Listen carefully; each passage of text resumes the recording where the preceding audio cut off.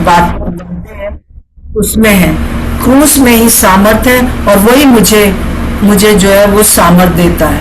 प्रभु यीशु मसीह के क्रूस की सामर्थ्य मुझे सामर्थ देती है। सो इस विचार को लेकर आइए हम थोड़ी देर के लिए प्रभु के सामने जाएंगे और होली स्पिरिट हम आपको धन्यवाद देते हैं कि आप हमारे बीच में हैं और हमारे अंदर रहते हैं। और प्रभु हम आपको धन्यवाद देते हैं, इस पूरी मीटिंग को हम आपके हाथ में सौंपते हैं होली स्पिरिट, और हम प्रार्थना करते हैं हर एक चीज आपके ही द्वारा चलाई जाए और अंत में, इस मीटिंग के अंत में हम कहने पाए कि प्रभु ही मुझे सामर्थ देता है और उस सामर्थ में होकर हम सब कुछ कर सकते हैं। और उसकी सामर्थ उसका वचन है, उसकी क्रूस की जो घटना है वो है प्रभु यीशु का लहू है। प्रभु का आपका धन्यवाद उस सब बातों के लिए यीशु मसीह के नाम से मांगते हैं, आमीन और आमीन। अब ये समय होगा आराधना और भाई जय के लिए कि वो हमें आराधना में ले चले और उसके बाद अर्पण आप मैसेज और वचन को देंगे। मैं विश्वास करती हूँ कि पवित्र आत्मा हर बात में हमारी अगुवाई करेंगे। आराधना।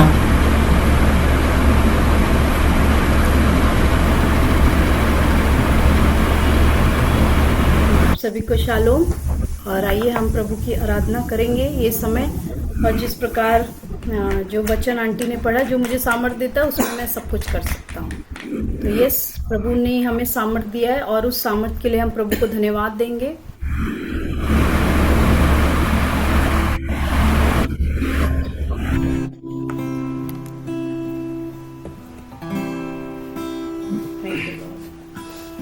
जहाँ भी हमें क्यों ना अपने आंखों को बंद करें, समय अपने हाथों को उठाए और प्रभु यीशु से कहे कि प्रभु आपको धन्यवाद देते प्रभु जी, आपके सामर्थ्य के लिए प्रभु, आपकी प्रशंसा के लिए प्रभु हम आपको धन्यवाद देते, आपकी आत्मा के लिए यीशु मसीह प्रभु आपको धन्यवाद देते क्योंकि प्रभु आपने हमें ज्योति बनाया है प्रभु इस जग के लिए प्रभु जी। प्रभु हम आपको धन्यवाद देते हैं। आइए अपने आंखों को बंद करें, अपने हाथों को उठाए, इसकी आराधना करेंगे।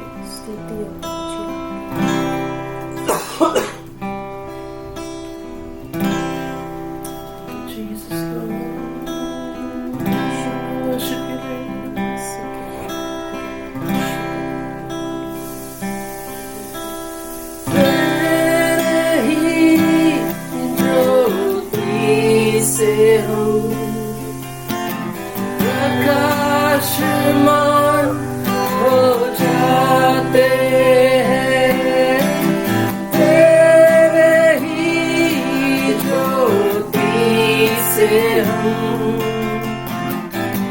प्रकाशमान हो जाते हैं, तेरे ही ज्योति से हम प्रकाशमान हो जाते हैं। स्वागतम पवित्र आत्मा, स्वागतम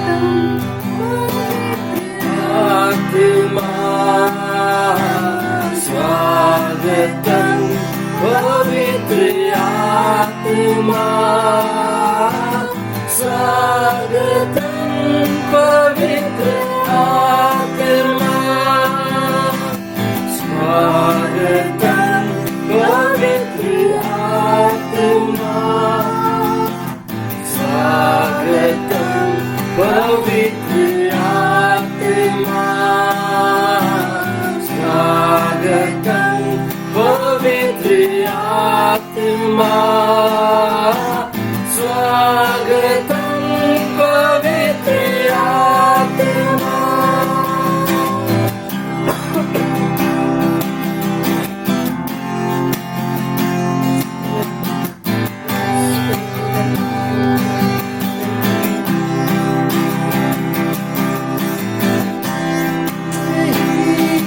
सामर्थ से हम प्रभु की सेवा करते हैं, तेरे ही सामर्थ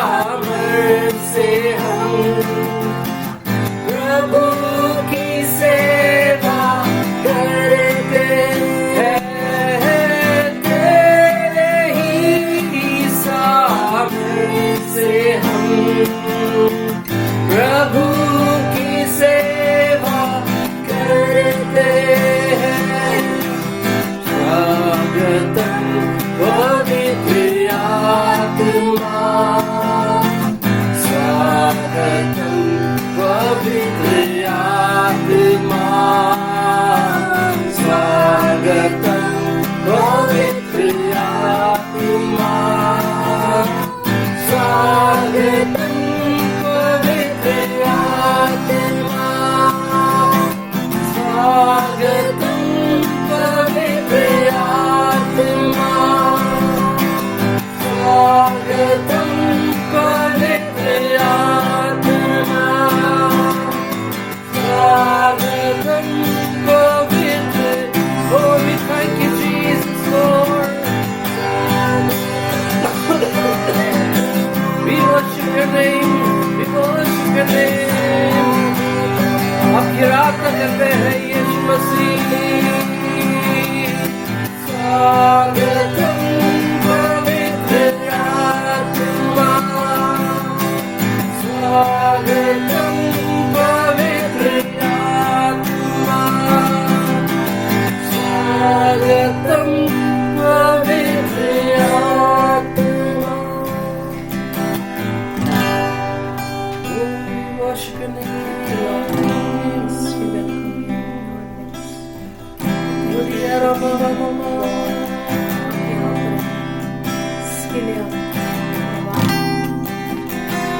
We thank you, Jesus, Lord. We thank you, Lord. तेरी आभारी है यीशु मसीह। सेनाओं का यहोवा हम तेरे आभारी है। जिसने इस आकाश को बनाया, जिसने पृथ्वी को बनाया, हम आपके आभारी हैं प्रभु जी। जिसने प्रभु आपने हमें बनाया प्रभु, हम आपके आभारी हैं प्रभु जी। प्रभु आपने हमें सब कुछ दिया है प्रभु, हम आपके आभारी हैं प्रभु जी। हर बातों के लिए प्रभु हम आपके आभारी हैं, हम आपको धन्यवाद देते हैं प्रभु जी। सेनाओं का यहोवा तुम महान अद्भुत प्रभु, हम आपके आभारी हैं, हम आपके आभारी हैं प्रभु जी। हालेलुया।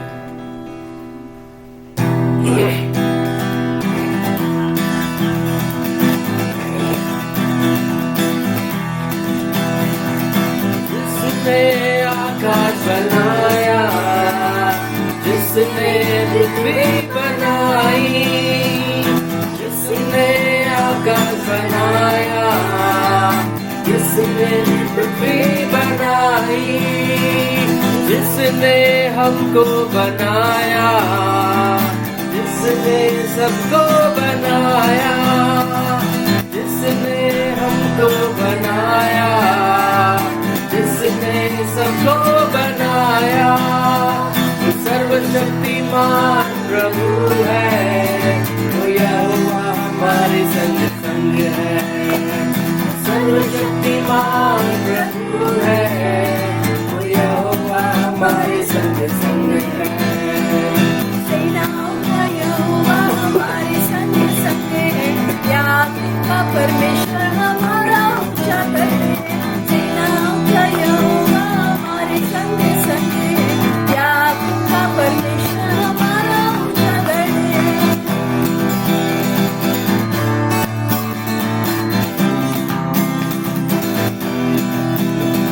समुंदर को जिसने भागा, जंगल में से मार को निकाला। समुंदर को जिसने डुबाया, से मार को निकाला, जो बाइबल को करता है पूरा, यहोवा हमारे संग संग है। जो बाइबल को करता है पूरा, तो यहोवा हमारे संग संग है। सेनाओं का यहोवा हमारे संग संग है, याकूब का परमेश्वर हमारा ऊंचा गढ़ है। सेनाओं का यहोवा हमारे संग संग है,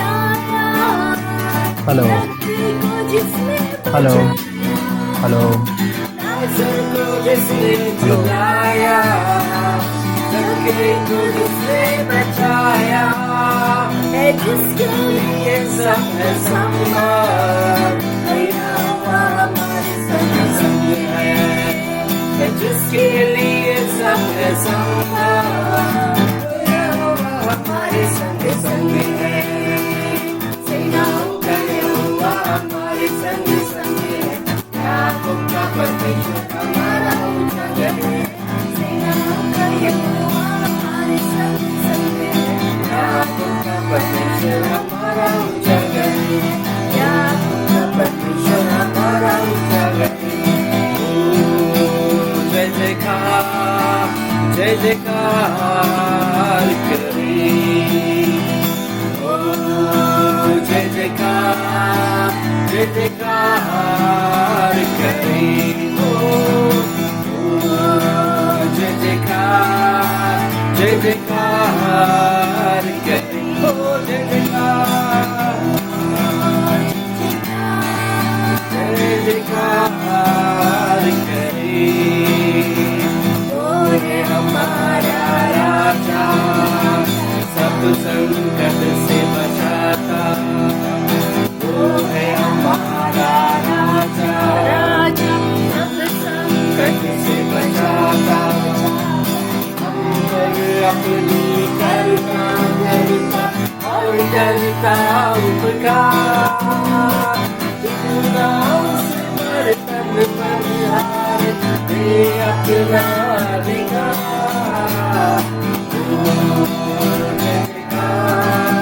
जय जयकार करी, ओ जय जयकार, जय जयकार करी।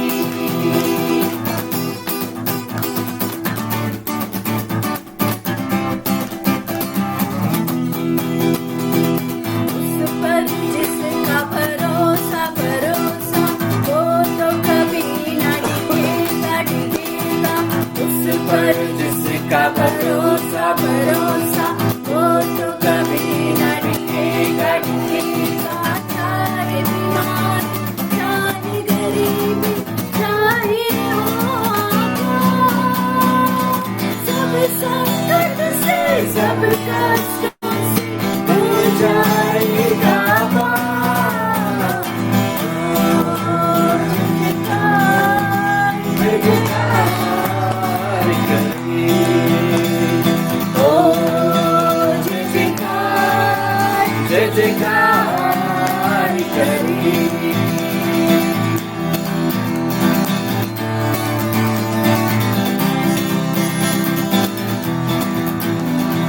स्वर्ग है उसका सिंहासन सिंहासन, पृथ्वी बनी है आसन आसन, स्वर्ग है उसका सिंहासन सिंहासन, पृथ्वी बनी है आसन आसन, आकाश उसकी महिमा बताए, आस का लाभ दिखाए, सारी पृथ्वी उसकी रचना, उसका ही रचना, ओ जय जयकार, जय जयकार करी, ओ जय जयकार, जय जयकार करी, ओ जय जयकार, जय जयकार करी,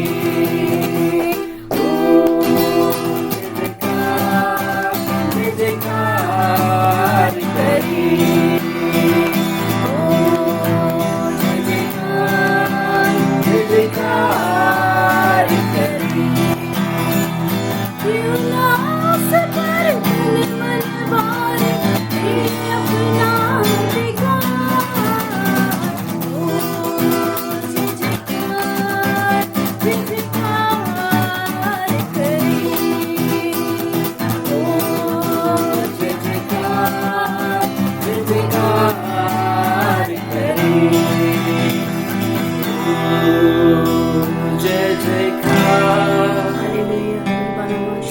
जयकार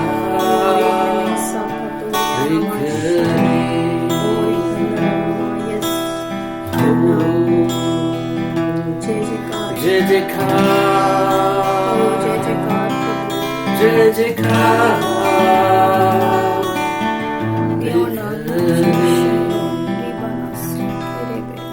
तेरी जय जयकार हो यीशु मसीह। तेरी जय जयकार करते हैं यीशु मसीह। प्रभु जितने भी परिवार यहाँ पर इकट्ठे हैं प्रभु हम आपकी जय जयकार करते हैं प्रभु, चाहे एक हो या दो हो, चाहे पूरे परिवार है प्रभु, हर एक को प्रभु हम इस बात को घोषित करते हैं प्रभु कि हम आपकी और केवल आपकी जय जयकार करते हैं प्रभु जी। और प्रभु हम कहते हैं प्रभु कि आपके बगैर हम कुछ नहीं है यीशु मसीह। प्रभु आप है तो सब कुछ है, आप है तो सब कुछ है प्रभु जी, आप है तो सब कुछ है प्रभु, आपके बगैर हम कुछ भी नहीं है Yeshu Masih. Lord you are everything to us and without you we are nothing.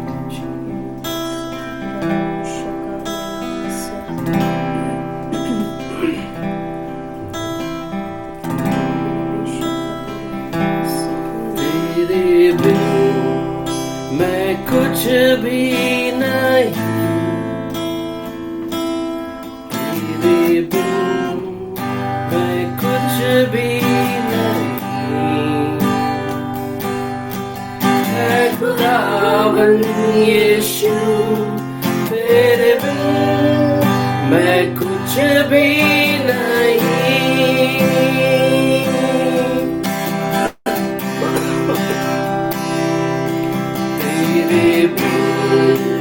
मैं कुछ भी नहीं, तेरे बिन मैं कुछ भी नहीं, मैं खुदावन यीशु तेरे बिन मैं कुछ भी नहीं। क्यों ना हम सब बोले इस बार, तेरे बिन यीशु तेरे बिन मैं कुछ भी नहीं, तेरे बिन मैं कुछ भी नहीं, है खुदावन यीशु तेरे बिन मैं कुछ भी नहीं, खाली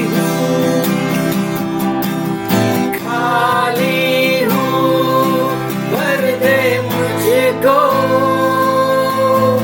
है दुआ तुझसे, है दुआ तुझसे, कुछ भी मैं नहीं हूँ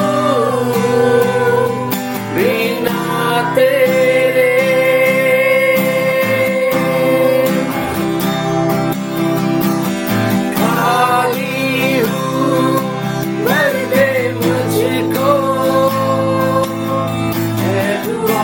तुझसे है दुआ तुझसे,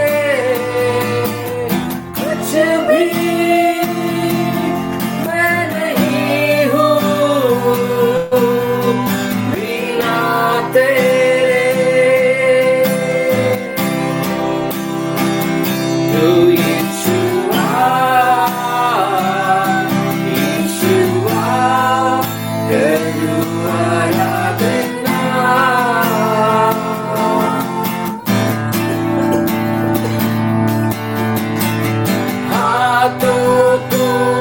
अपने उठाकर तुझे दूँ महिमा,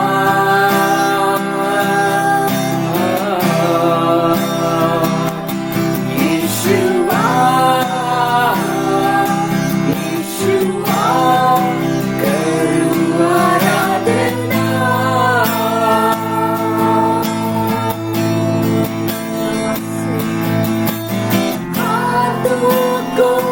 अपने उठाकर तुझे दूँ महिमा,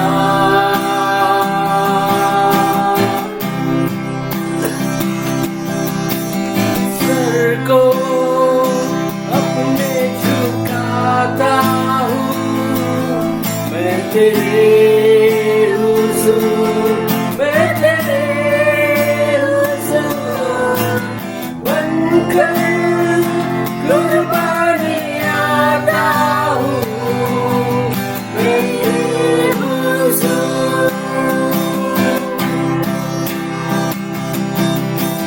सर को अपने झुकाता हूँ, मैं तेरे हुजूर, मैं तेरे हुजूर बनकर कुर्बानी आता हूँ, मेरे हुजूर तेरे बिन मैं कुछ भी नहीं, तेरे बिन मैं कुछ भी नहीं, है खुदावन यीशु तेरे बिन मैं कुछ भी नहीं। हाँ प्रभु जी, तेरे बिन मैं कुछ भी नहीं, तेरे बिन मैं कुछ भी नहीं, है खुदावन यीशु तेरे बिन मैं कुछ भी नहीं।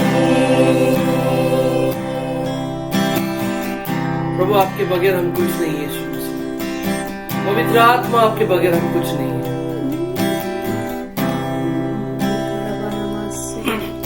और प्रभु हम प्रार्थना करते हैं कि प्रभु आपकी पवित्र आत्मा सदा सदा हमारे साथ रहे।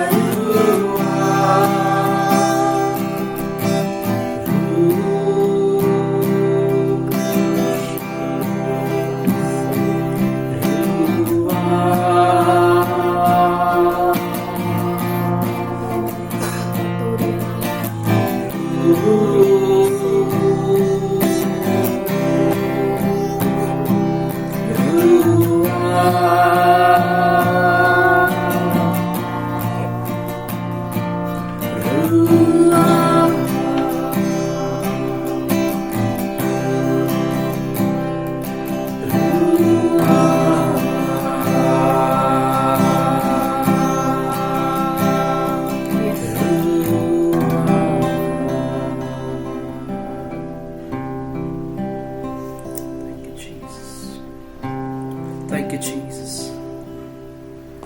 Thank you, Jesus. Ruach Kadosh, we worship your name. Adonai, we worship your name. Elohim, we worship your name. We thank you, Jesus. प्रभु, हर बात के लिए प्रभु हम आपको धन्यवाद देते हैं प्रभु। सेनाओं का यहोवा आपको धन्यवाद देते हैं प्रभु। हम प्रार्थना करते हैं आज आप हम सभी से बातें करें प्रभु, आपके वचन के द्वारा प्रभु। आप हमें सिखाए, आप हमें मार्गदर्शन दे, और सदा सर्वदा रुआ हम प्रार्थना करते हैं कि आप हमारे साथ बने रहे। Thank you Jesus. यीशु के नाम से हम प्रार्थना करते हैं, आमीन।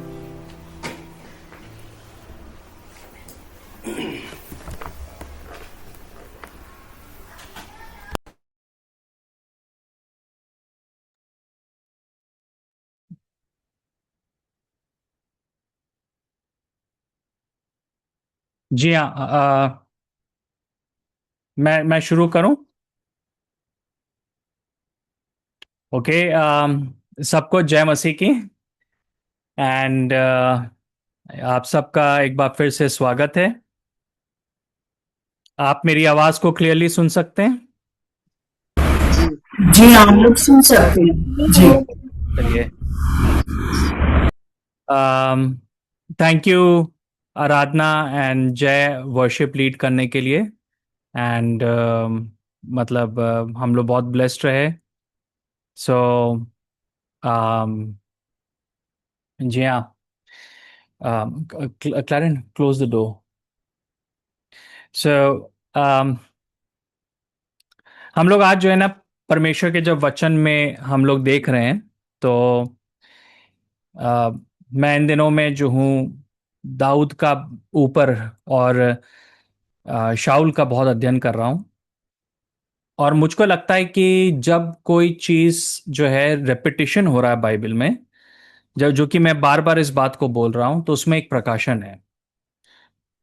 और तो हम क्या देखते हैं कि शाऊल और दाऊद का जो कॉन्ट्रास्ट है, जो तुलना है, उसको वो जो है उसमें बहुत भेद की बातें लिखी हैं जो कि हम अपने जीवन में अप्लाई कर सकते हैं। तो हम देखते हैं कि शाऊल जो है सेम मिस्टेक बार बार करता है, वही गलतियां बार बार करता है, और दाऊद जो है वही गलतियों को बार बार ठीक करता है। और मुझे लगता है कि उसमें बहुत भेद की बातें हैं जिसको हम अपने जीवनों में अप्लाई कर सकते हैं। ओके। सो आज भी मैं जो हूँ इस बात के ऊपर मैं थोड़ा सा ध्यान देना चाहता हूँ, और मैं बताना चाहता हूँ कि एक जो शाऊल के जीवन में एक पैटर्न था, वो था कि उसने बार बार परमेश्वर का जो बलिदान था उसको इंसल्ट किया, यानी कि जो सैक्रिफाइस था उसको इंसल्ट किया। हमें मालूम होना चाहिए कि पुराने नियम में परमेश्वर ने विधि बनाई थी कि लोग जो हैं होम बलि और अलग अलग प्रकार की बलियों को लेकर आएंगे, और एक कारण था कि परमेश्वर चाहता था कि उसके द्वारा जो है लोग सीख सकें कि परमेश्वर को आदर देना, और वो समझ सकें लहू की अहमियत को। पर लेकिन हम क्या देखते हैं कि शाऊल जो था वो इस बात में बार बार फेल हो रहा था, और उसका जो है एक एप्लीकेशन हम जो नए नियम के मसीह हैं उनके लिए भी है। तो मैं आपके लिए जो हूं इस समय स्क्रीन को शेयर करूंगा। जी हाँ।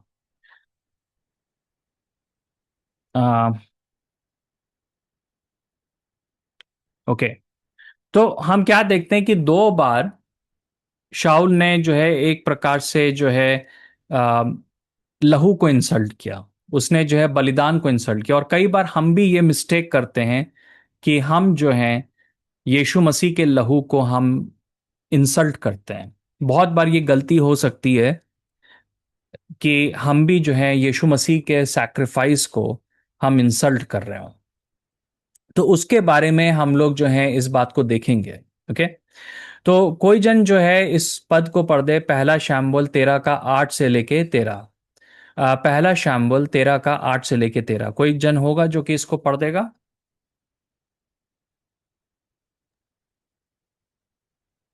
शमूएल 13:8 से 8 से लेके लेकर। 13 जी 8 हाँ। से लेके 13 पद तक। जी हाँ। शमूएल के बताए समय के अनुसार 7 दिन तक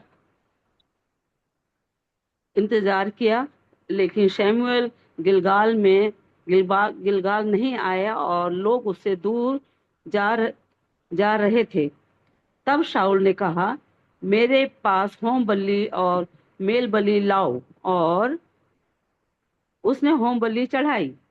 जैसे ही उसने होम बलि चढ़ाना पूरा किया, तभी शमूएल आ पहुंचा, और शाऊल उससे मिलने और उसका अभिवादन करने के लिए बाहर आया। लेकिन शमूएल ने कहा, तुमने यह क्या किया है? और शाऊल ने कहा, क्योंकि मैंने देखा कि लोग मुझसे दूर जा रहे थे और तुम तय दिनों के भीतर नहीं आए, और फलिस्तीनी मिकमाश में इकट्ठा हो रहे थे। इसलिए मैंने सोचा, अब फलिस्तीनी गिलगाल में मुझ पर हमला करने के लिए आज चल नीचे आएंगे, और मैंने अभी तक यहोवा से मदद नहीं मांगी है। इसलिए मैंने खुद को मजबूर किया और होम बलि चढ़ाई। शमूएल ने शाऊल से कहा, तुमने मूर्खतापूर्ण काम किया है।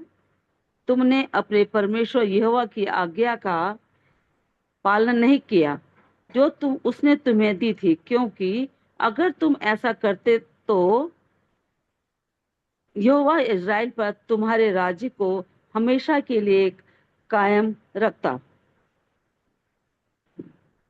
जी हाँ। Thank you. तो यहाँ पे हम क्या देखते हैं कि जो है शामुएल जो है वो देरी करता है। अब मैं आपको एक बात बताना चाहता हूँ कि देरी करना जो है अच्छी बात नहीं है, पर लेकिन बाइबल में हम इस चीज़ को बार बार देखते हैं कि कई बार जो है परमेश्वर देरी करता है। उदाहरण के रूप में मूसा जो है वो पर्वत पे गया व्यवस्था को लाने, और वो देरी करता है। और जब वो देरी करता है तो इजरायली लोग जो हैं वो पाप में गिर जाते हैं, वो मूर्ति पूजा करने लगते हैं, क्योंकि उनको लगता है कि अब वो आएगा नहीं। यहाँ पर भी हम सेम बात को देखते हैं कि शमूएल जो है, जो टाइम नियुक्त था उससे वो देरी करता है, और मैं यकीन करता हूँ कि परमेश्वर जो है उसको अलाउ करता है।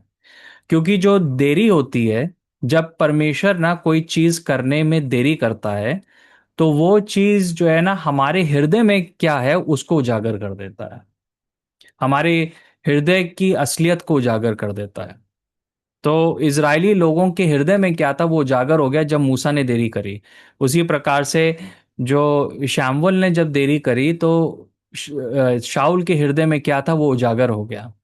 उसी प्रकार से एक और जन है जो कि जिसने देरी करी, और उसकी वजह से जो है लोगों के हृदय में क्या है वो उजागर हो गया।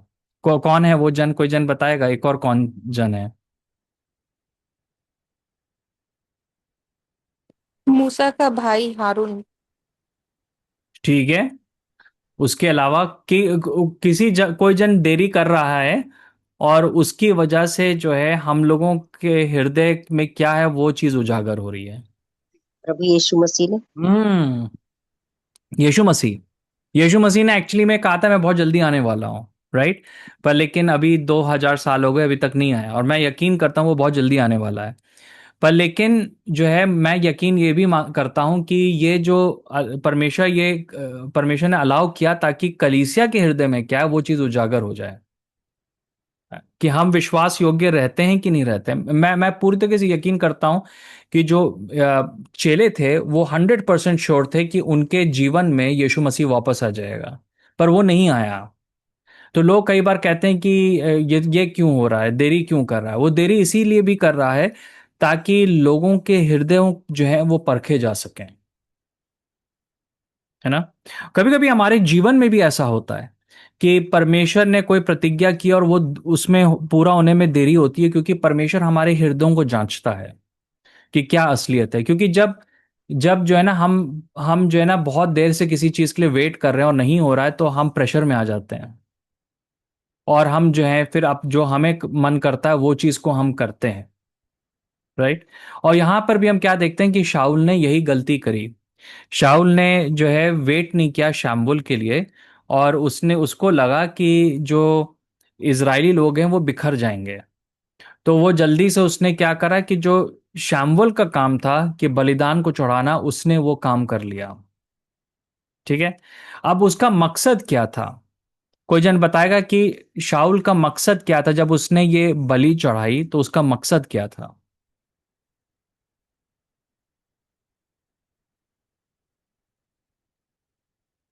क्यों किया उसने?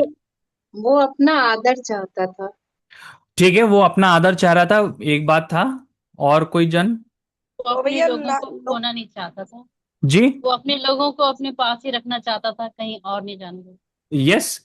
तो वो जो था, इसके पीछे एक राजनीतिक रीजन था, क्योंकि लोग जो थे उस समय बिखर रहे थे, और उसको लगा कि अरे लड़ाई में देरी हो रही है, तो उसने जल्दी जल्दी वो किया। तो इसका मतलब है कि उसने जो वो बलिदान किया, वो जो है उसने जल्दीबाजी में किया, उसने अपने हृदय से नहीं किया, है ना। उसने क्या करा कि जल्दीबाजी में किया। और जब उसने जल्दीबाजी में किया तो उसके हृदय में ये एहसास नहीं था कि ये परमेश्वर के लिए कर रहा है, वो परमेश्वर के लिए कर रहा है, ना कि किसी मनुष्य के लिए। पर यहाँ पे वो बलिदान कर रहा है, वो मनुष्यों के लिए कर रहा है, वो अपने चारों तरफ जो लोग हैं उसकी वजह से कर रहा है, राजनीतिक कारणों से कर रहा है। उसके हृदय में थोड़ा सा भी जहन में ये नहीं आया कि वो यहोवा परमेश्वर के लिए कर रहा है। और हम देखते हैं कि इस बात को जो है परमेश्वर बड़ा ही गंभीर तरीके से लेता है, और कहता है कि जो तुम्हारा राज्य है तुमसे छीन लिया जाएगा, है ना। एक बड़ी वैसी बात है, क्योंकि अगर आप शाऊल के और दाऊद के जीवन को आप देखेंगे, तो मुझे लगता है कि दाऊद ने जो है ज्यादा बड़ा गुनाह किया था। उसने व्यभिचार किया, उसने हत्या की। उसके मुकाबले में ये शाऊल ने जो यहाँ पे किया वो कुछ भी नहीं है, एक बहुत छोटी सी मिस्टेक है, पर लेकिन है, क्योंकि उसने लहू को इंसल्ट किया। उसने जो है बेदी के जो बलिदान को उसने इंसल्ट किया, और ये जो है यीशु मसीह को दर्शा रहा था। ओके। तो यीशु मसीह के क्रूस को ये दर्शा रहा था। इस वजह से परमेश्वर ने इतना स्ट्रांग उसका रिएक्शन था इस गुनाह के प्रति, है ना। और कई बार जो है ना हम लोग भी यही गलती करते हैं ना, हम लोग चीजें करते हैं पर लेकिन हम लोग जो है ना मन से नहीं करते हैं। हम लोग शायद दूसरों के लिए करते हैं, हम गीत गा रहे हैं पर लेकिन हम परमेश्वर के लिए नहीं गा रहे हैं, हम लोगों के लिए गा रहे हैं। हम जो है चर्च में बहुत कुछ कर रहे हैं, हम जो है पर लेकिन लोगों के लिए, हम जो है परमेश्वर के लिए नहीं कर रहे हैं, है ना। इवन हम देखते हैं कि पौलुस जो है पहला कुरिन्थियों में जब लोग जो थे वो पवित्र भोज ले रहे थे, उस समय उसने वार्न किया, क्योंकि उस समय क्या हो रहा था कि कई लोग जो थे वो सिर्फ जो थे जो है जल्दीबाजी कर रहे थे, वो लोग, है ना, जल्दी जल्दी खा जा रहे थे, और वो जो है उस चीज को प्रोसेस नहीं कर रहे थे। उसमें बहुत सारे कारण हैं, पर वो उसको प्रोसेस नहीं कर, एक दूसरे के लिए वेट नहीं कर रहे थे। ओके। और उनको क्या लग रहा था कि ये सिर्फ रीति रिवाज है, और उनको जो है ना बस वो एक रीति रिवाज बन गया, है ना। कभी कभी मुझे लगता है जब हम किसी के घर जाते हैं तो आखिरी में हम लोग प्रार्थना करते हैं, और वो हम लोग सिर्फ कर रहे हैं क्योंकि एक जो है एक रीति रिवाज है। मुझे लगता है कि ये गलत है, हमको हमेशा वो चीज़ भी मन से करना चाहिए। अगर हम खाने खाने के लिए प्रार्थना कर रहे हैं तो वो भी हमें मन से करना चाहिए, क्योंकि अगर जब हम नहीं करते तो हम परमेश्वर को इंसल्ट कर रहे हैं उस चीज़ के लिए। ओके। तो फिर हम क्या देख रहे हैं यहाँ पे कि ये जो है एक एक जो है बहुत ही वैसी बात है जो कि हम इस प्रकार से यहाँ पे देखते हैं कि उसने जो है लहू को, बलिदान को और बेदी को जो है इंसल्ट किया, और उसकी वजह से उसने अपना राज्य खो दिया। ओके। बहुत छोटी सी बात हमको लग रही है, पर परमेश्वर के सामने ये जो पाप था, इवन ये व्यभिचार और हत्या से भी बड़ा पाप था। और हम बाइबल में इस चीज को कई बार देखते हैं कि लोगों ने बलिदान को इंसल्ट किया, और उसका बहुत बुरा परिणाम जो है उनको भोगना पड़ा। अब ये एक बात जो है ना एक ही बार नहीं हुआ, ये बात जो है दूसरी बार भी जो है शाऊल ने ये मिस्टेक करी, वो सीखा नहीं, उसने फिर से ये मिस्टेक करी। अब क्या होता है कि पहला शामुएल उसके 15 उसके उसके जो है 15 के 20 और से लेके 23 तक मैंने एक पार्ट को बस शेयर किया, पर होता क्या है कि शाऊल जो है वो आ, भेजता है, सॉरी शैमुएल जो है शाऊल को भेजता है युद्ध करने। और परमेश्वर का कमांड ये था कि जो कुछ है सब कुछ, इवन जानवर मानवर सब खत्म कर दो। तो शाऊल जाता है, वो युद्ध जीत जाता है, पर लेकिन जो अच्छे थोड़े से हेल्दी जानवर थे उनको नहीं खत्म करता है। बहुत छोटी सी बात थी, वो जीत गया, उसने बाकी सब परमेश्वर की आज्ञाओं का पालन किया। पर लेकिन फिर हम क्या देखते हैं यहाँ पे कि कुछ जो है बहुत ही यहाँ पे वो होता है कि जब शाऊल सैमुअल को जो है ये बात पता चलती है, उसको पता चलती है कि उसने जो है वो जानवरों को खत्म नहीं किया। अब जो है शाऊल जो है बहाना दे रहा है, वो बहाना दे रहा है शैमुएल को। और वो बहाना क्या दे रहा है, तो कोई जन इसको पढ़ देगा, 15 का 20 से लेके 21, 23, सॉरी 23, 20 से लेके 23 तक। तब शाऊल ने समूएल से कहा, मैंने यहोवा की बात मानी है और उस काम को पूरा किया है जिसके लिए यहोवा ने मुझे भेजा था। मैं अमालेक के राजा अगाग को पकड़ कर लाया हूँ और अमालेकियों का पूरी तरह से नाश कर दिया है। लेकिन लोगों ने लूट का कुछ सामान, भेड़ों और बैल, यानी वे बेहतरीन चीजें जिन्हें नष्ट किया जाना था, ले लिया, ताकि गिलगात में आपके परमेश्वर यहोवा को उनकी बलि चढ़ाई जा सके। शमूएल ने कहा, क्या यहोवा को होम बलि और मेल बलि में उतनी ही खुशी मिलती है जितनी उसकी बात मानने में? देखो, बलि चढ़ाने से बेहतर है उसकी आज्ञा मानना, और मेढ़ों की चर्बी चढ़ाने से बेहतर है उसकी बात पर ध्यान देना, क्योंकि बगावत करना जादू टोने के पाप जैसा है और आज्ञा न मानना अधर्म और मूर्ति पूजन जैसा है। चूंकि तुमने यहोवा के वचन को ठुकरा दिया है, इसलिए उसने भी तुम्हें राजा बने रहने के लिए ठुकरा दिया है। जी हाँ, देखिए, तो क्या है कि असल में शाऊल ने वो जो अच्छे हष्ट पुष्ट जो जानवर थे उनको बचा के रखा अपने लिए। ओके, उसने बलिदान करने के लिए प्लान नहीं था, उसके मन में लालच था। ओके, पर उसने क्या क्या बहाना दिया शैमुएल को?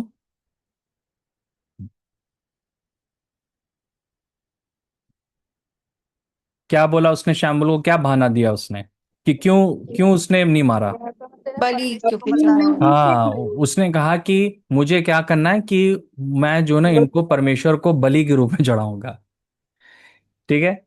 और उसने, अगर आप पूरे पद को पढ़ें तो उसने 2 बार ये बात बोली।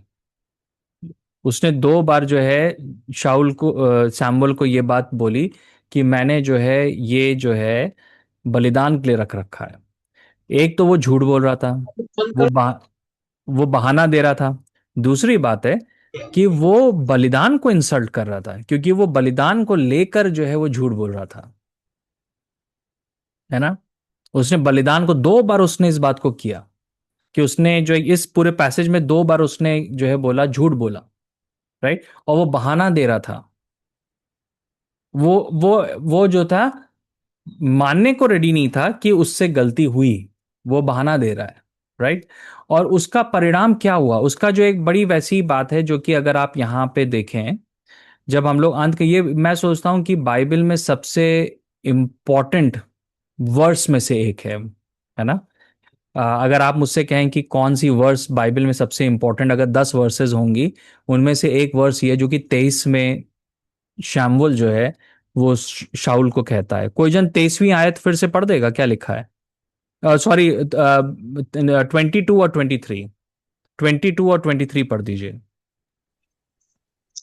शमूएल ने कहा, क्या यहोवा होम बलियों और मेल बलियों से उतना प्रसन्न होता है जितना कि अपनी बात के माने जाने से प्रसन्न होता है? हम्म सुन, मानना तो बलि चढ़ाने से और कान लगाना भेड़ों की चर्बी से उत्तम है। हम्म हाँ, देख 23 भी, हाँ। देख बलवा करना और भावी कहने वालों से पूछना एक ही समान पाप है, और हठ करना और मूर्तों और गृह देवता की पूजा के तुल्य है। हाँ, तुमने है तो ना। यहोवा की बात को तुच्छ जाना, इसलिए उसने तुझे राजा होने के लिए तुच्छ जाना है। जी हाँ, देखिए दोनों बार जो है परमेश्वर उसको क्लियर कहता है कि मैंने तुम्हें रिजेक्ट कर दिया, क्योंकि दोनों टाइम जो है शाऊल जो है वो वेदी को और वो सैक्रिफाइस को, बलिदान को वो इंसल्ट कर रहा है, वो झूठ बोल रहा है उसके बारे में, है ना। और मुझे मुझे लगता है कि यहाँ पे जो, इसलिए ये वर्स बहुत इंपॉर्टेंट है क्योंकि यहाँ पे ना हम लोग लिखा है कि बगावत करना जादू टोने के पाप के समान है और आज्ञा ना मानना अधर्म अधर्म और मूर्ति पूजा के समान है। ओके। मैं सोचता हूँ कि हम लोग के दिमाग में जो है, हम अगर मैं आपसे पूछूं कि सबसे भयंकर पाप क्या है, तो हम लोग यही कहेंगे कि मूर्ति पूजा और जादू टोना है। पर मैं आपको बताना चाहता हूँ कि इवन मसीह लोग भी जादू टोना करते हैं, है ना। यहाँ पे क्या जादू टोना था मसीह लोगों का, कि जो शाऊल था वो वो हटीलापन दिखा रहा था, है ना। वो मानने को रेडी नहीं था कि उससे मिस्टेक हुई, और वो सेम चीज को बार बार कर रहा था, है ना। यहाँ पे बगावत और दूसरा है जो एक्चुअली में जहाँ पे लिखा है ना आज्ञा ना मानो, वहां पे जो शब्द यूज किया गया वो है हटीलापन। और एक तरीके से इसमें यह भी है कि मैन्युपुलेट करना। मैन्युपुलेट का करने का मतलब है कि यहाँ पे जैसे कि शाऊल जो है वो मैन्युपुलेट करने की कोशिश कर रहा है परमेश्वर को भी और शैमुअल को, है ना, बहाना दे रहा है। ये जादू टोना है ना। ये जादू टोना है जो बड़े ही स्किलफुली झूठ बोलना, ये जादू टोना है ना। तो क्या है कि जब हम इस प्रकार से हम परमेश्वर के बारे में बात करते हैं, लोगों के बारे में बात करते हैं, तो वो एक प्रकार का जादू टोना है। वो बहुत ही खतरनाक चीज है मेरे भाइयों बहनों। ये इवन जो असली जादू टोना है उससे भी ज्यादा खतरनाक है ना। मैं आपको बता रहा हूं कि हम लोग ऐसे टाइम में जी रहे हैं जब कलीसिया में तांत्रिकों से ज्यादा खतरनाक लोग हैं। ओके।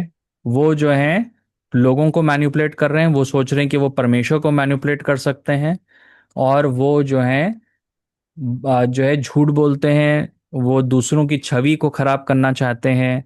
उनका मेन एम जो है वो ये है ना। शाऊल ने जीवन भर ये क्रिश्चियन जादू टोना किया, जीवन भर किया। उसने दाऊद के खिलाफ किया जब वो चालाकी कर रहा था। उसने सोचा कि मैं अपनी लड़की को बहाल इससे शादी करवा दूं तो वो इसके लिए फंदा बन जाएगी, वो एक जादू टोना है ना। जब उसने दाऊद को मारने की कोशिश करी, वो एक जादू टोना है। ओके। ये बहुत इंपॉर्टेंट बात है जो कि हम यहाँ पे देख रहे हैं, इसको हमको समझने की जरूरत है ना। और जब हम ये चीज को करते हैं तो हम क्रूस को हम इंसल्ट कर रहे हैं, हम इंसल्ट कर रहे हैं। जब हम हमारे लाइफ में मैनिपुलेशन है, हमारे लाइफ में गंदी चालाकी है ना। हम जो है दूसरों को जो है नाश करना चाहते हैं, हम जो है परमेश्वर की सेवा को जो है उसको दुरुपयोग करना चाहते हैं। वो क्या है कि वो एक प्रकार का जादू टोना है। और जो शाऊल था वो इस चीज को बार बार कर रहा था, और इस वजह से जो है वो इवन क्रूस को जो है वो इंसल्ट कर रहा था, वो इंसल्ट कर रहा था। राइट। तो हमको जो है यहां पर भी अगेन हम देख रहे हैं कि वो क्रूस को क्या कर रहा है, वो इंसल्ट कर रहा है। कैसे कर रहा है? मतलब कि झूठ बोलकर, बलवा करके, हटीलेपन के द्वारा हम देख रहे हैं कि वो जो है क्रूस को इंसल्ट कर रहा है। हम लोग इसके बारे में देखेंगे कि नए नियम में इस बारे में क्या लिखा है। ओके। इसके अलावा हम देखते हैं कि अगर आप पहला शैमुएल से लेके दूसरा राजा तक आप पढ़ेंगे, क्योंकि ये पूरा जो अ, एक प्रकार से ये एक ही श्रेणी है, एक ही कहानी है। अगर आप पहला शैमुएल से शुरू करेंगे और दूसरा राजा तक, तो ये एक ही कहानी है। ओके। इसमें अलग अलग राजाओं के बारे में हम देखते हैं। तो हम देखते हैं कि बार बार ये आइडिया हम देखते हैं कि जिन लोगों ने परमेश्वर की बेदी को इंसल्ट किया वो हमेशा के लिए नाश हो गए। इवन दाऊद के बाद भी हम देखते हैं कि उसके जो बच्चे थे उनमें से कुछ लोगों ने सेम मिस्टेक करी जो कि शाऊल ने करी, और वो नाश हो गए। इवन हम देखते हैं कि जो एली के बच्चे थे वो उन्होंने जो है परमेश्वर की बेदी को इंसल्ट किया और वो नाश हो गए। ओके, तो ये चीज जो है एक बहुत ही गंभीर पाप है। परंतु हम क्या देखते हैं कि अ, जैसे कि बाइबल में हम इस चीज को देखते हैं कि जैसे कि कोई जन कुछ गड़बड़ कर रहा है, तो गलत कर रहा है, शैतान किसी जन के थ्रू काम कर रहा है, वो जन जो है गलत काम कर रहा है, वो पाप कर रहा है देश के अंदर, तो परमेश्वर एक दूसरे जन को उठाएगा जो कि उसको सही करेगा या उसके एकदम ऑपोजिट करेगा, है ना। मैं मानता हूं कि ये चीज जो है परमेश्वर जानबूझ के करता है, क्योंकि परमेश्वर जो है उन चीजों को फिक्स करना चाहता है कि जो कि गलत हुआ, तो परमेश्वर फिर सही लोगों को रेज अप करता है जो कि उसको सही करें, है ना। ये चीज हम लोग के साथ भी है ना। तो हमारे देश में जैसे बहुत ज्यादा भ्रष्टाचार है, तो परमेश्वर चाहता है कि हम लोग जो हैं उस चीज को सही करें कि अपने जीवन में हम खरेपन में हम चल सकें। ओके, तो परमेश्वर जो है वो आपको आपकी कलीसिया में, आपके देश में, आपके समाज में उसने रखा है कि ताकि आप जो हो एकदम ऑपोजिट स्पिरिट में काम करो, एक ऑपोजिट स्पिरिट में काम करो, ताकि जो है अंधकार की ताकतें जो है वो हराई जा सके। तो हम दाऊद के जीवन में देखते हैं कि दाऊद के जीवन में एकदम उसने ऑपोजिट किया, और वही चीज को हम जो है इस समय अध्ययन करेंगे, ठीक है। तो यहाँ पे क्या होता है कि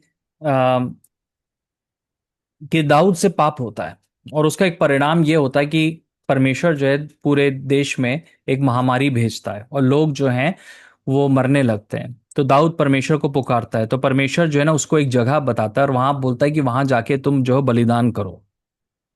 और जब दाऊद वहां पे बलिदान करता है तो वो महामारी वहीं पे रुक जाती है। तो मैं चाहूंगा कि कोई जन इसको पढ़ दे, दूसरा शैमुएल 24 का 22 से 24, कोई पढ़ देगा। अरोना ने दाऊद से कहा, मेरे प्रभु राजा ले और जो उन्हें ठीक लगे उसकी बलि चढ़ाएं। देखिए, होम बलि के लिए बैल हैं और लकड़ी के लिए अनाज मथने वाली गाड़ियां और बैलों के जुए हैं। हे राजा, अरोना ये सब राजा को देता है। और अरोना ने राजा से कहा, आपका परमेश्वर आपकी भेंट स्वीकार करे। लेकिन राजा ने अरोना से कहा, नहीं, मैं इसे आपसे कीमत देकर ही खरीदूंगा, क्योंकि मैं अपने परमेश्वर यहोवा को ऐसी होमबलि नहीं चढ़ाऊंगा जिसमें मेरा कुछ खर्च ना हो। इसलिए दाऊद ने 50 शेकेल चांदी देकर अनाज मथने का खलिहान और बैल खरीद लिए। हाँ जी, हाँ, देखिए यहाँ पे क्या होता है कि जब वो बलिदान जाता है, तो वहां पे जो अरुणा नाम का ये व्यक्ति था, ये जो है बोलता है कि सर आपको क्या करना है, मेरे पास भेड़ बकरियां आप मुझसे फ्री में ले लीजिए, है ना। पर दाऊद ने देखिए बहुत ही क्लियर बोला, उसने कहा कि नहीं नहीं नहीं, अगर मैं तुमसे फ्री में ले लूंगा तो मैं उसकी वैल्यू को नहीं समझूंगा। तो उसने यहाँ पे कहा कि मैं उसकी जब तक कीमत ना अदा करूं तो मैं जो हूं तब तक नहीं दूंगा, है ना। इंग्लिश में है कि until I don't pay the cost for it, है ना। क्योंकि दाऊद जो है वो वो जो है उस बलिदान और उस लहू की कीमत को समझता है ना। और वो कह रहा है कि मैं फ्री में ये नहीं करूंगा, क्योंकि अगर फ्री में मैं करूंगा तो उससे परमेश्वर को क्या ऑनर मिलेगा। तो उसने वो सब चीज को खरीदा, और उसने उस चीज को बहुत ही सीरियसली लिया। हम शाऊल में देखते हैं कि उसने वही चीज, जिस चीज को बहुत हल्के रूप में लिया, दाऊद ने उस चीज को बहुत ही सीरियसली लिया, है ना। उसकी वैल्यू को समझा, उसने उसकी कीमत को समझा। या यही चीज हमारे लिए भी है कि हम जो हैं यीशु मसीह के, हम क्रूस के गीत गा रहे हैं, हम यीशु मसीह के क्रूस पे हम लोग यकीन कर रहे हैं, पर लेकिन हम उसकी कीमत को नहीं समझ रहे हैं जो कि यीशु मसीह ने दिए। तब जो है हमने उसकी अहमियत को समझा ही नहीं है, राइट। हमने उसकी अहमियत को समझा नहीं है। कि यीशु मसीह का लहू जो है वो कितना बहुमूल्य है, वो कितना बेशकीमती है, उसको हमने जो है समझा ही नहीं है हमने, है ना। पहला पत्रस में लिखा है कि यीशु मसीह का लहू जो है बेशकीमती और बहुमूल्य है ना, बहुत ही प्रेशियस है वो। और जब तक के लिए हम उस बात को नहीं समझेंगे, हम कभी भी जो है ना उस बेदी के और परमेश्वर के क्रूज को हम समझ नहीं पाएंगे, राइट। तो वो कॉस्ट देने के लिए वो रेडी था उस चीज के लिए। क्या आप जो है परमेश्वर के पीछे चल रहे हैं तो उसके उसके लिए क्या कीमत को अदा करने के लिए रेडी हैं? यीशु मसीह ने कहा कि जो अपना क्रूस ना उठाए और मेरे पीछे ना हो तो वो मेरे योग्य नहीं है। क्या आप जो है कीमत को अदा करने के लिए रेडी हैं? या आपको लग रहा है कि बस सब कुछ फ्री हो रहा है ना? बट हमको वो कीमत को अदा करना है, क्योंकि हम जो है उस चीज को ऑनर कर रहे हैं। हम जो है यीशु मसीह के लहू को, उसके क्रूस को, हम जो है उसके बलिदान को हम आदर देना चाह रहे हैं। और वो सिर्फ यही नहीं है कि सिर्फ एक गीत गा के, नहीं, हम रोज जो है उसके लिए उस कीमत को हम अदा करने के लिए रेडी हैं। तभी यीशु मसीह ने कहा जो भी क्रूस ना उठाए और मेरे पीछे नहीं होगा तो वो मेरे योग्य नहीं है, राइट। ये बात को हम देखते हैं। ये सवाल आपको भी पूछना है, मुझे भी पूछना है। शाऊल जो था उसको समझ में नहीं आया था, वो बार बार सेम मिस्टेक कर रहा था, उसको वो लाइटली ले रहा था। पर लेकिन हम देखते हैं कि दाऊद ने उस चीज को बड़े ही गंभीर रूप से लिया, है ना, गंभीर रूप से लिया उसने। ओके। तो हमें अपने जीवन को जांचने की जरूरत है। तो मैं इसको स्टडी कर रहा था कि नए नियम में कैसे जो है हम लोग यीशु मसीह के लहू को, उसके बलिदान को हम इंसल्ट कर सकते हैं। और एक ही बात जो कि मुझे समझ में आई वो ये है, जब हम लोग जो हैं एक ऐसा जीवन जीते हैं जहां पे जानबूझ के और अपनी इच्छा से, और हम बार बार जो हैं पापमय जीवन जीते हैं, यानी कि हम जो है एक ऊपर से, मतलब कि हम जानबूझ के वो पाप कर रहे हैं, ओके, और बार बार हम कर रहे हैं, और परमेश्वर हमें वार्न कर रहा है तब भी हम नहीं पश्चाताप कर रहे हैं। तो हम परमेश्वर के लहू को, हम उसके क्रूस को उसी प्रकार से इंसल्ट कर रहे हैं जैसे कि शाऊल कर रहा था। मैं चाहता हूं कि फिलिपियों उसके 3 का 18 से लेके 19 क्वेश्चन पढ़ दे। फिलिपियों 3 का 18 से लेके 19। कि बहुत से लोग ऐसे हैं जिनके बारे में मैंने तुम्हें पहले भी कई बार बताया है और अब रोते हुए बता रहा हूँ, जो मसीह के क्रूस के दुश्मन हैं उनका अंत विनाश है। उनका पेट ही उनका देवता है और वे अपनी शर्मनाक बातों पर गर्व करते हैं। उनका ध्यान केवल सांसारिक चीजों पर लगा रहता है। जी हाँ, देखिए क्या लिखा है कि वो क्या है, क्रूस के क्या है, वो विरोधी हैं, कि दुश्मन है ना। वो कैसे लोग हैं ऊपर से लग रहा है, पौलुस यहाँ पे मसीह लोगों के बारे में बता रहा है ना। और वो मतलब जो है ना वो रो रो के इस बारे में बता रहा है कि ऐसे लोग होंगे। और लिखा है कि उनका अंत विनाश है, उनका पेट ही उनकी उनका देवता है। यानी कि कहने का मतलब है कि उनकी इच्छाएं जो है उनकी उनकी देवता है, वो अपने लिए जी रहे हैं। वो चर्च में आ रहे हैं तो वो इसलिए आ रहे हैं, अपने लिए आ रहे हैं कि उनको पावर मिल जाए, वो स्टेज पे खड़े हो जाएं। वो सेवा कर रहे हैं तो वो अपने लिए कर रहे हैं, है ना, ताकि वो फेमस हो जाएं। वो इसलिए कर रहे हैं क्योंकि जो है कि वो धनी हो जाएं। तो उन्होंने क्या कर रखा, अपने पेट को जो है देवता बना रखा है, राइट। और हम क्या देखते हैं कि वो सिर्फ संसारिक चीजों पे वो ध्यान दे रहे हैं, वो पाप में जी रहे हैं। तो और पौलुस कह रहा है कि इस प्रकार के लोग जो हैं वो क्रूस के क्या हैं, वो दुश्मन हैं। क्यों इस प्रकार के लोग क्रूस के दुश्मन हैं? वो इसलिए है क्योंकि उनकी गवाही अच्छी नहीं है।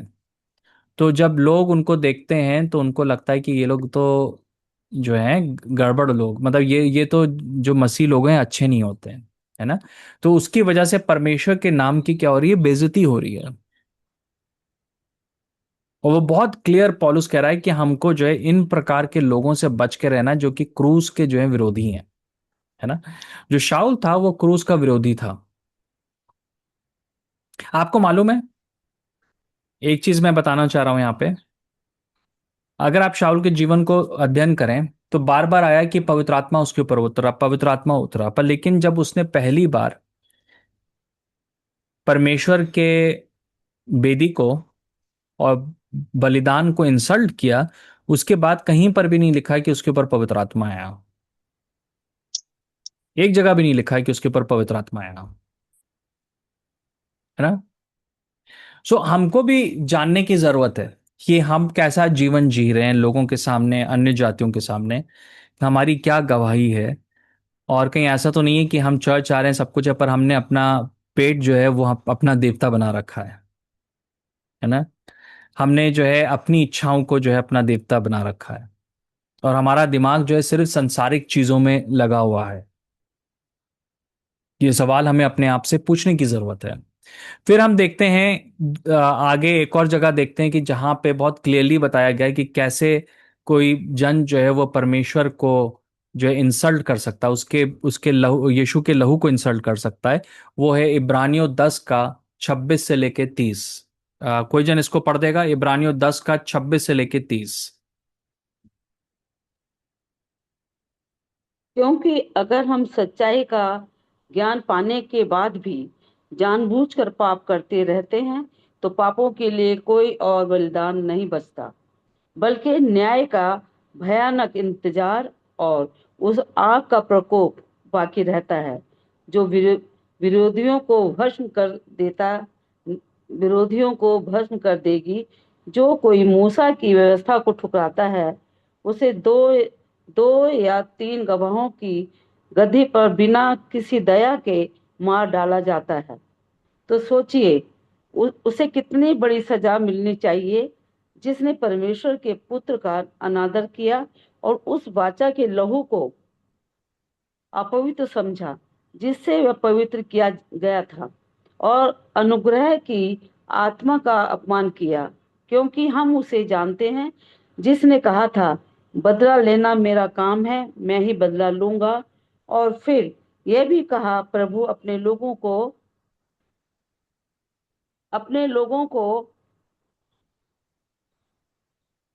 प्रभु अपने लोगों का न्याय करेगा।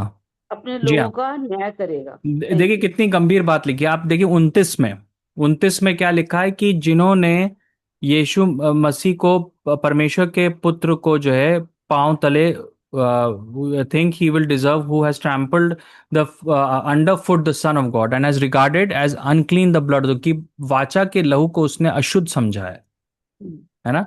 तो वाचा के लहू को हम अशुद्ध कैसे समझते हैं, वो यहाँ पे बहुत क्लियरली बता रहा है। वो उन लोगों को वार्न कर रहा है जो जिन्होंने परमेश्वर को जाना, पर लेकिन उन्होंने फिर परमेश्वर को छोड़ दिया, उन्होंने यीशु मसीह के ऊपर विश्वास करना छोड़ दिया। और यीशु मसीह के ऊपर विश्वास करना ही नहीं छोड़ा, पर लेकिन उन्होंने जो है परमेश्वर के अनुग्रह की आत्मा को वो इंसल्ट कर रहे हैं। देखिए बहुत क्लियर है, यहाँ पे लिखा है कि अनुग्रह की आत्मा, है ना। हम अनुग्रह को कैसे इंसल्ट करते हैं? हम अनुग्रह को इंसल्ट करते हैं क्योंकि हम जब ये सोचने लगते हैं कि हमारे जीवन के ऊपर परमेश्वर का अनुग्रह है, तो हम जैसा भी जिएंगे वो ठीक है, जैसा भी हम जिएंगे वो ठीक है, हम जो भी करें हम ठीक है। आपको मालूम है ऐसे बहुत सारे कल्ट भी हैं जो कि कहते हैं कि हम परमेश्वर के अनुग्रह पे यकीन करते हैं और इस वजह से हम जो भी पाप करेंगे कोई बात नहीं। ये होता है अनुग्रह की आत्मा को इंसल्ट करना। ये होता है कि यीशु मसीह के लहू को अपवित्र मानना। और जो यहाँ पे इब्रानियों में लिखा है कि ऐसे लोगों का न्याय 100% होगा। जब वो परमेश्वर के सामने खड़े होंगे उनका न्याय होगा, है ना, क्योंकि उन्होंने परमेश्वर को छोड़ दिया, उन्होंने यीशु मसीह को उन्होंने इंसल्ट किया, है ना। तो हम क्या देख रहे हैं कि जो शाऊल की मिस्टेक थी वो यहां पर भी हो रहा है कि लोग जो है यीशु के लहू को जो है वो इंसल्ट कर रहे हैं, है ना, वो इंसल्ट कर रहे हैं, है ना। मैं आपको बताना चाहता हूं, मैं इस एग्जाम्पल को कई बार देता भी हूं। मैं मैं बहुत पहले मैं एक बार गया था इलाहाबाद। तो मैं बस स्टैंड पे खड़ा हुआ था, वहां पे एक बहुत बड़ा कूड़े का ढेर था, बहुत गंदा कूड़े का ढेर था, मतलब भयंकर। थोड़ी देर के बाद मैंने देखा कि वहां पर जो है ये डीडीटी छिड़कने वाले आए, म्युनिसिपल कॉरपोरेशन से, और उन्होंने क्या किया, कि वो कूड़े के ऊपर जो है डीडीटी छिड़क दिया। ओके। और मैंने जब देखा तो आपको क्या लगता है कि मक्खियां आना बंद हो जाएंगी क्या?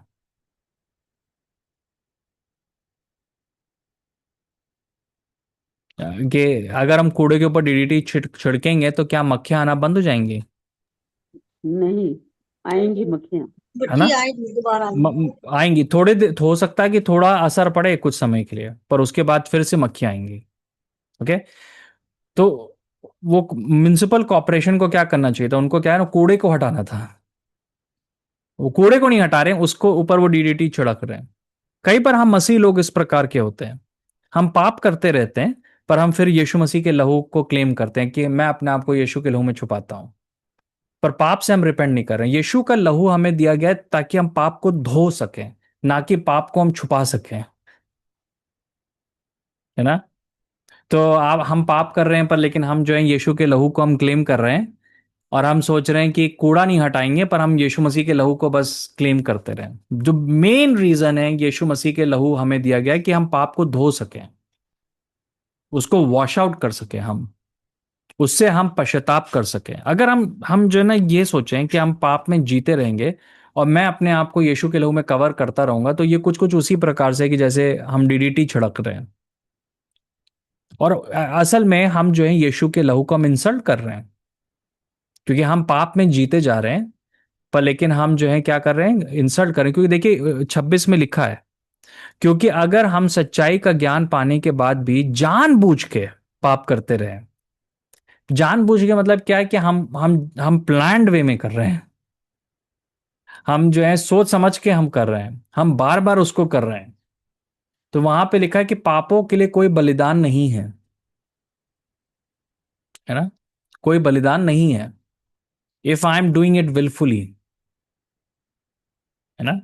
तो हमको ये बात को, उस सिन को हमें बहुत ही गंभीरता के साथ लेने की जरूरत है, और हमको समझना है कि यीशु मसीह का लहू वो डीडीटी नहीं है कि जो कि सिर्फ कूड़े के ऊपर छिड़केंगे और कूड़ा जो है बिल्कुल सही हो जाएगा, वो कुछ बदबू नहीं आएगी। कुछ हो सकता है कि थोड़े समय तक कुछ इफेक्ट पड़े, पर बाद में तो कूड़ा तो हटा नहीं। यीशु मसीह का लहू दिया गया है कि ताकि हम उस कूड़े को हटा सकें अपने अंदर से। है ना? तो पर लेकिन बहुत लोग आजकल इस प्रकार को वो कर रहे हैं, मतलब हम लोग सीखते हैं कि रोज यीशु के लहू को हमें क्लेम करना चाहिए, पर हम पश्चाताप नहीं कर रहे हैं। अंदर कूड़ा है, पर ऊपर से हम डीडीटी छिड़क रहे हैं। कूड़े को हटाएं, हमें अपने जीवन से उस कूड़े को हटाने की जरूरत है। और जब हम नहीं करते हैं तो हम यीशु के लहू को वेस्ट कर रहे हैं, राइट? हम यीशु मसीह के लहू को वेस्ट कर रहे हैं, क्योंकि हम रिपेंट करने के लिए तैयार नहीं है। हम सेम चीज को जो है बार बार कर रहे हैं, हम हैबिचुअली कर रहे हैं। जब परमेश्वर हमें कन्फ्रंट कर रहा है तो हम एग्री नहीं कर रहे हैं परमेश्वर से कि ये हम पाप कर रहे हैं, हम कुछ ना कुछ जो है एक्सक्यूज दे रहे हैं, हम बहाना बना रहे हैं हम लोग परमेश्वर के सामने। पर लेकिन हम जो है, जिस प्रकार से परमेश्वर उस पाप को देख रहा है, हम उस पाप को नहीं देख रहे हैं। ये बहुत ही गंभीर बात है मेरे भाइयों बहनों। है ना? यीशु का लहू सिर्फ इसलिए नहीं दिया गया कि हम गीत गाएं यीशु के लहू के, हम वो करें, पर लेकिन यीशु का लहू हो गया, वो लहू जो है इसलिए मिला है ताकि हम अपने आप को क्लेंस कर सकें। राइट? मैं देखिए, मैं एक बात कहूंगा कि यहाँ पे मैं नहीं कह रहा हूं कि हम परफेक्ट हो जाएंगे, क्योंकि यहाँ पे लिखा है जानबूझ के। हम हमसे मिस्टेक्स होंगी, यीशु मसीह का लहू अवेलेबल है तब। पर जब हम कोई चीज को प्लान्ड वे में, हम जो है झूठ बोल के हम कर रहे हैं, तो वो गलत है ना? एक जन से मेरा वो अभी पिछले दिनों में इनकाउंटर हुआ, और उन्होंने कुछ गलत काम किया। आ, मतलब जो है, आ, जो कि बहुत ही क्लियर था, साफ मालूम था कि उन्होंने किया गलत चीज। मैंने उनको कन्फ्रंट किया, मैंने कहा कि आपने जो है ये चीज क्यों किया? तो उन्होंने कहा, अरे मुझे तो मालूम ही नहीं, कब कब मैंने किया? और मेरे बोलने के बाद उस जन ने फिर से दूसरे दिन वही चीज करी, फिर तीसरे दिन भी वही चीज करी। राइट? तो यीशु मसीह का लहू इसलिए नहीं दिया गया कि हम जो है हैबिचुअली करते रहे पाप। यीशु मसीह का लहू दिया गया ताकि हम जो है उन चीजों से पश्चाताप कर सकें। That is what is so important, है ना। और हम वो गलती ना करें जो कि शाऊल कर रहा था। तभी परमेश्वर ने उसको रिजेक्ट कर दिया, क्योंकि यीशु मसीह के लहू को इंसल्ट करना सबसे बड़ा पाप है ना। It is like crushing Jesus Christ under foot, यहां पे लिखा है ना। It is like crushing Jesus Christ under foot. जब हम हैबिचुअली जानबूझ के हम लोग पाप में जी रहे हैं, तो वो उस प्रकार का जीवन है। हम जो है पवित्र आत्मा, जो अनुग्रह का आत्मा है, उसको हम इंसल्ट कर रहे हैं, राइट। तो क्या हम लोग जो हैं यीशु मसीह के लहू के को समझ रहे हैं? हम क्या यीशु मसीह के लहू की अहमियत को हम समझ रहे हैं?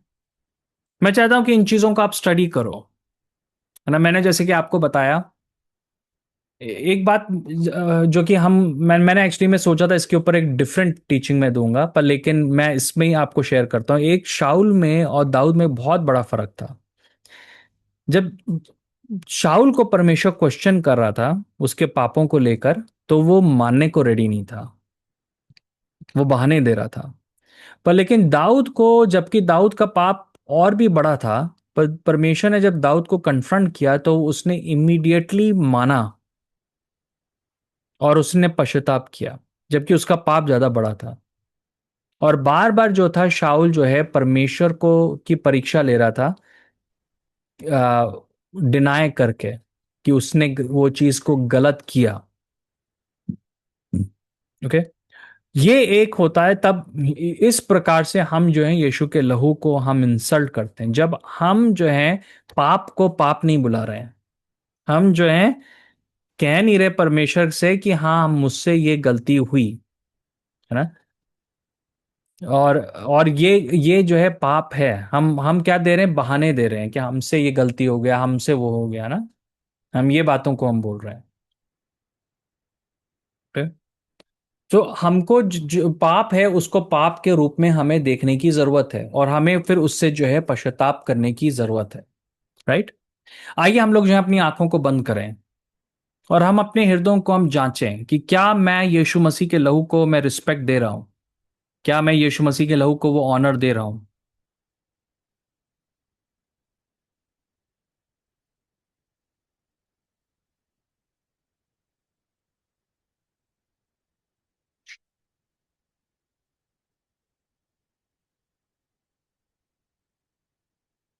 हम्म।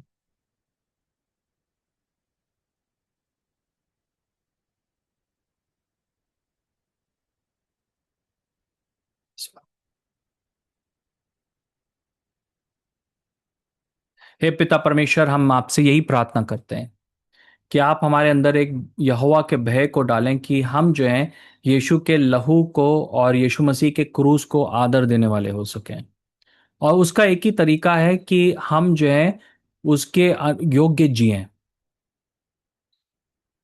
जब हम यीशु मसीह के लहू को, उसके क्रूस को हम जो है वो हमारे जीवन का सिंबल है और लोग हमें उससे पहचान रहे हैं, तो लोगों को ठेस ना लगे उससे। हम इस बात को परमेश्वर पिता आपके हाथों में देते हैं, हम यीशु मसीह के नाम से मांगते हैं, आमीन। जी हाँ, किसी के पास कोई सवाल है? आप कुछ इसमें ऐड करना चाहते हैं?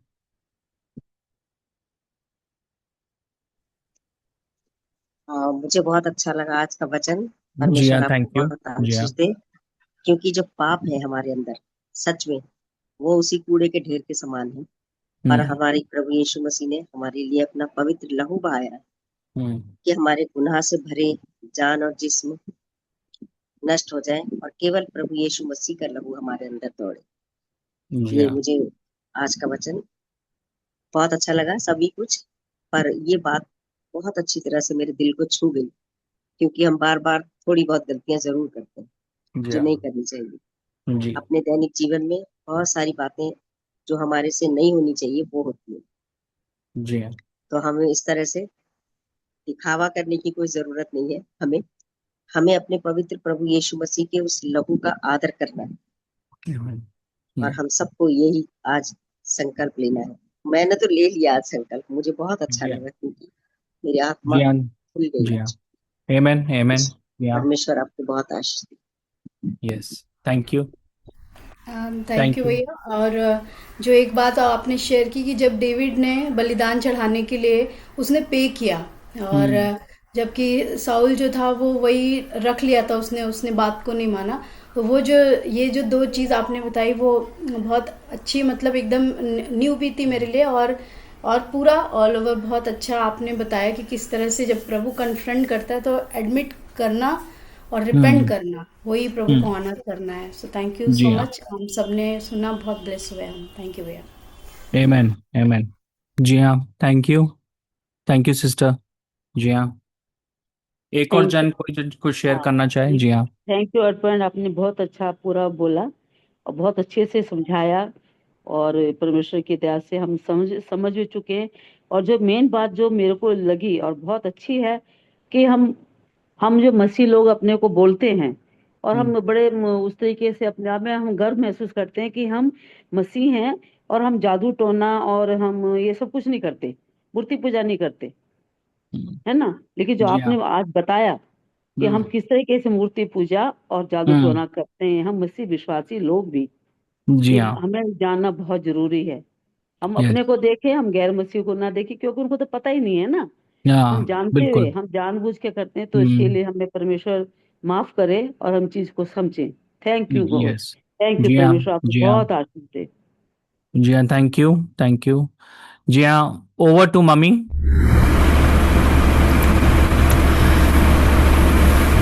प्रभु का धन्यवाद हो। सचमुच में जैसे मैंने पहले आप लोगों से इस मीटिंग शुरू में एक वचन पढ़ा था, और जो मेरा जो विचार था वो बहुत कुछ अर्पण ने उसको और ज़्यादा क्लियर किया है। फिलिपियों 4:13 के अनुसार जो मुझे सामर्थ देता है उसमें मैं सब कुछ कर सकता हूँ। और सामर्थ जो है वो पहला कुरिन्थियों 1:18 में जैसे लिखा है, परंतु हम उद्धार पाने वालों के लिए परमेश्वर की सामर्थ्य है। मतलब कि क्रूस की कथा, क्रूस की जो घटना है वो किस प्रकार से है, और क्रूस पर जो है प्रभु ने जो लहू बहाया है वही मेरी सामर्थ्य है। और अर्पण ने बहुत अच्छे से बताया कि कैसे वो सामर्थ्य हमारे अंदर काम करती है और हमें क्या क्या उसका किस तरह से उसका आदर करना चाहिए। सो मैं प्रभु को धन्यवाद देती हूँ कि प्रभु हम लोगों को एक सी बात बताकर और कुछ ज़रूरी चीज़ को हमको बताना चाहता है। प्रभु का धन्यवाद हो, और आप सबको भी धन्यवाद हो कि आप लोग इस प्रकार से इकट्ठा होते हैं और प्रभु की महिमा हो। और इस संडे के लिए मैंने अर्पण वो डेट भेज दिया है, तो आप भी थोड़ा सा अगर बताना चाहें तो बता सकते हैं। संडे को वो आपकी आवाज़ नहीं आ रही है अर्पण, आवाज़ नहीं आ रही है। हाँ,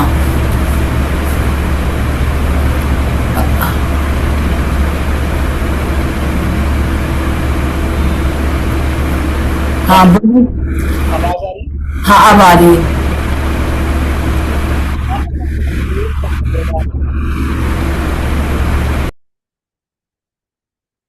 हाँ, भैया तो आपकी आवाज बहुत धीमे है। अभी आ रही है आवाज? हाँ, आ रही आ रही आ रही आ रही। Okay. तो मैं थोड़ा सा शेयर करना चाहता, मैं उसका अच्छा हुआ मम्मी ने रिमाइंड करा दिया। मैं जरा सा एक सेकंड, मैंने इसको मैं शेयर करना चाह रहा था वो चीज़।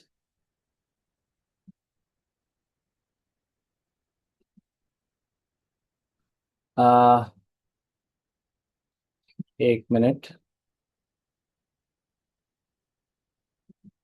अच्छा, ये रीसेंट, बस एक मिनट मुझे दीजिएगा। अच्छा, तो मैं जो हूँ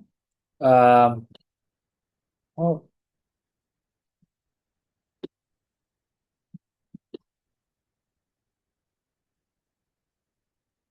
हेलो।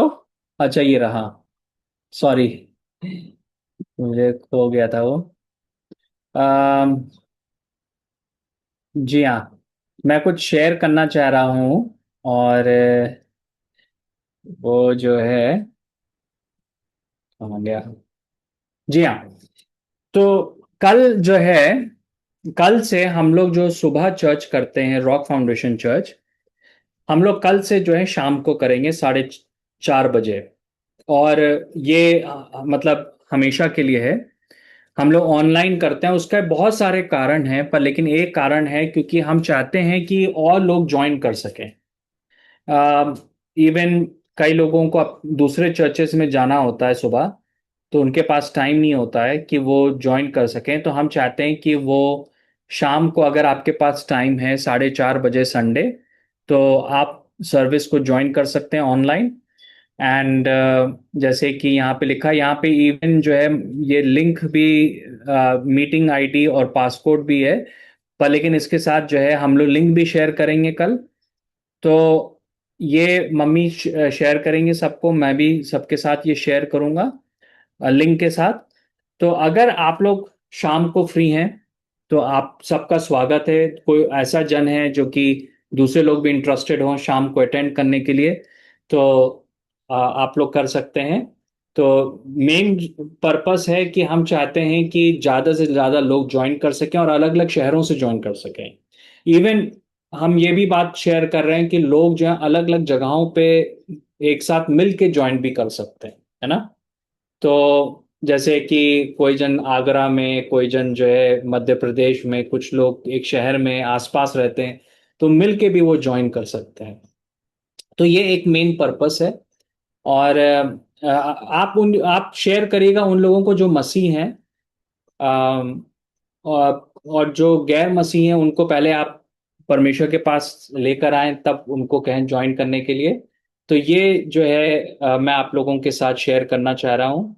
एंड तो आप लोग के पास टाइम होगा तो जरूर से कल जो है 4:30 बजे शाम को आप जरूर से ज्वाइन करें, ठीक है। तो that is what I just wanted to share, और मैं यकीन करता हूँ कि आप सब लोग ब्लेस्ड होंगे। जी हाँ, यस,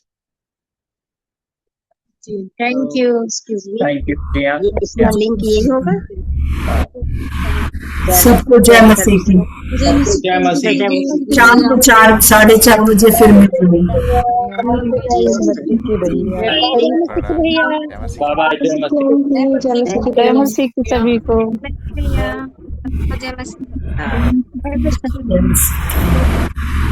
शरण।